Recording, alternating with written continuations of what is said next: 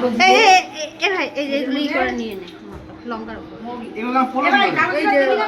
না না না ভাজা করবি না কিচ্ছু হবে না হালকা দাও তাহলে আরে ধইনা ভালো লাগে ধইনা দে ওই যে এখানে ধনিয়া পাতা আছে আরে যে তেজপাতা মাংসতে দিবি কই কই কই ধনে পাতা কোথায় ওই ওখানে পুটলাটা দেখ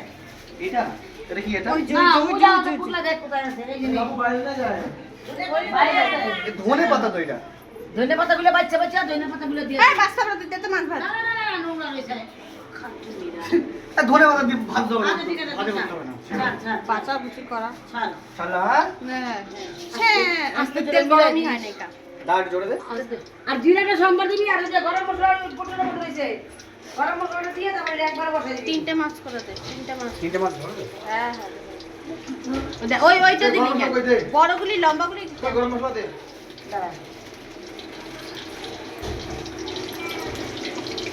ওইটা আগে দাদা এটা মানে এক ভারী দে প্লেট হ্যাঁ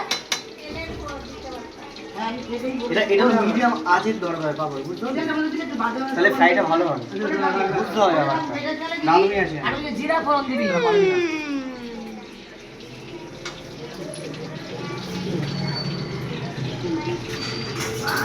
হ্যাঁ বাবা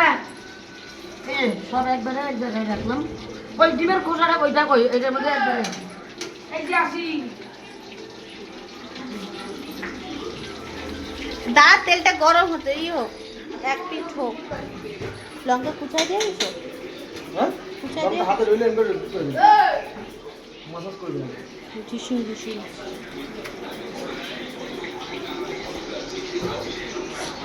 টিস্যু হ্যাঁ